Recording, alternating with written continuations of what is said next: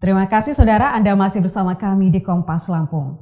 Memasuki tahun ajaran baru, Universitas Teknokrat Indonesia kembali melaksanakan program orientasi perguruan tinggi atau PROPTI.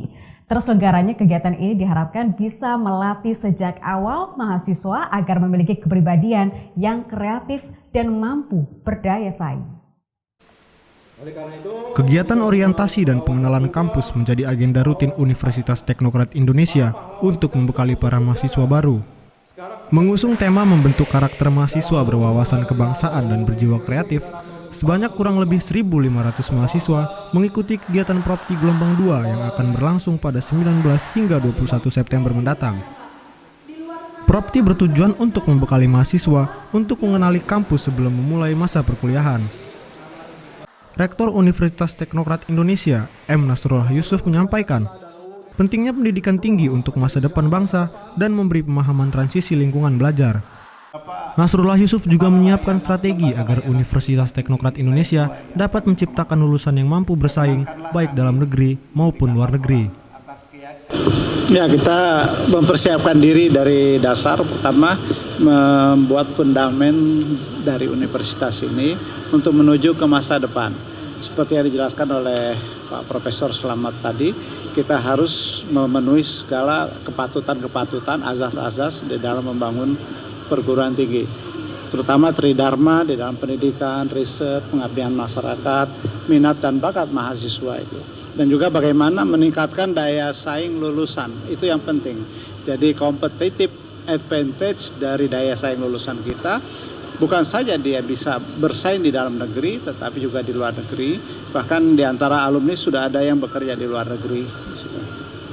Kepala LL Dikti Wilayah 2, Slamet Widodo, mengatakan bahwa LL Dikti bekerjasama dengan KPK menerapkan mata kuliah anti korupsi agar mahasiswa memiliki pemahaman anti korupsi. Jadi memang perlu sekali internalisasi nilai-nilai anti korupsi itu.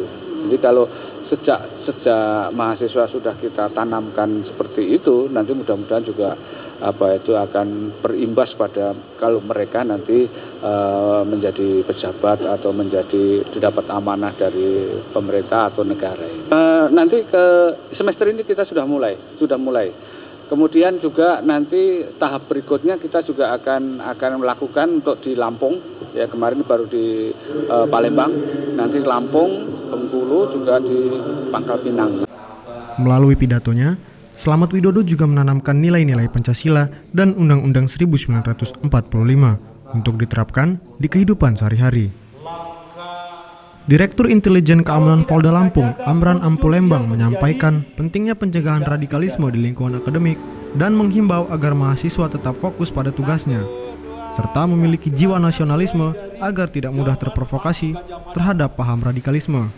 Diki Aditya, Kompas TV, Lampung. Saudara, seorang pegawai honorer di Puskesmas Bangurejo, Lampung Tengah bersama rekannya ditangkap polisi setelah menggunakan fasilitas puskesmas berupa mobil ambulans untuk mengangkut sapi hasil curian. Dalam penangkapan tersebut, barang bukti berupa seekor sapi dan 1 unit mobil ambulans turut diamankan petugas. Pelaku bernama Ari Wijaya merupakan warga Lampung Tengah yang berprofesi sebagai tenaga honorer di Puskesmas Bangurejo, Lampung Tengah. Ia bersama rekannya bersekongkol mencuri sapi dan mengangkutnya menggunakan ambulans yang merupakan fasilitas puskesmas. Kapolsek Bangurejo, Ibtu Saidina Ali mengatakan pertama kali mendapatkan informasi dari warga yang mengaku kehilangan hewan ternaknya. Polisi langsung menuju TKP. Di saat itulah berpapasan dengan ambulans dan para pelaku yang mengangkut sapi curian. Terungkap dengan adanya laporan dari korban. Pada malam itu 01.30 WIB, korban melapor bahwa telah terjadi pencurian sapi di kandang milik korban. Kemudian anggota melaksanakanlah patroli dengan memapping untuk menyekat supaya pelaku ini tidak keluar dari wilayah kita. Kurang lebih jam 03.00 anggota kita melihat ada ambulan melintas di wilayah kita sini. Melintas, ditanya dengan anggota kita, stop, dihentikan, ditanya. Kini para pelaku dan barang bukti berupa seekor sapi dan 1 unit mobil ambulans dibawa ke Polsek Bangunrejo untuk dilakukan penyidikan lebih lanjut. Untuk mempertanggungjawabkan perbuatannya, pelaku dijerat dengan pasal 363 tentang pencurian dengan ancaman pidana 7 tahun penjara. Tim Liputan Kompas TV, Lampung. Beralih ke informasi lainnya, Saudara. Pasca kecelakaan maut antar bus dan truk di Jalan Lintas Tengah Waituba, Kabupaten Waikanan beberapa waktu lalu yang menyebabkan 8 orang meninggal dunia. Kini polisi telah menetapkan sopir yang mengemudikan bus Rosalia sebagai tersangka. Kecelakaan yang terjadi di ruas Jalan Lintas Tengah Sumatera di kilometer 229 Waituba, Kabupaten Waikanan beberapa waktu lalu hingga menyebabkan 8 orang meninggal dunia dan 30 orang lain yang menderita luka ringan dan berat.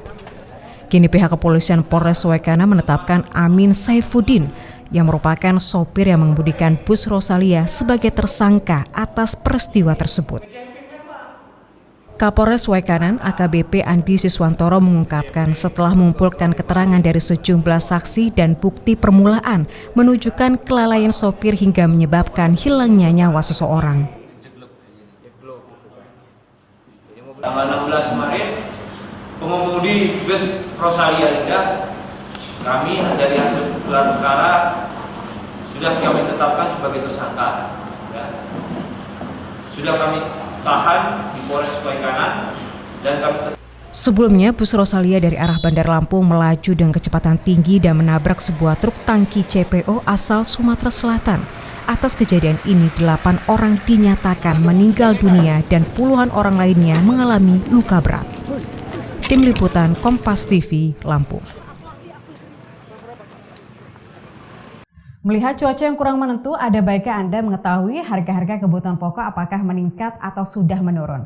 Berikut harga-harga kebutuhan pokok di beberapa pasar tradisional di Provinsi Lampung.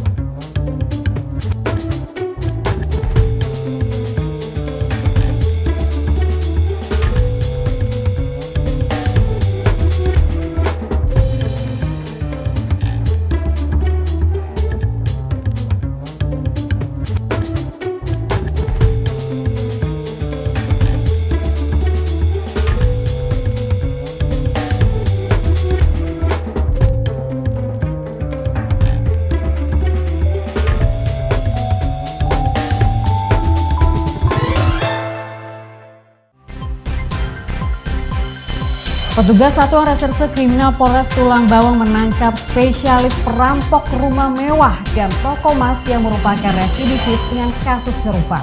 Informasinya usai jeda, tetaplah bersama kami di Kompas Lampung.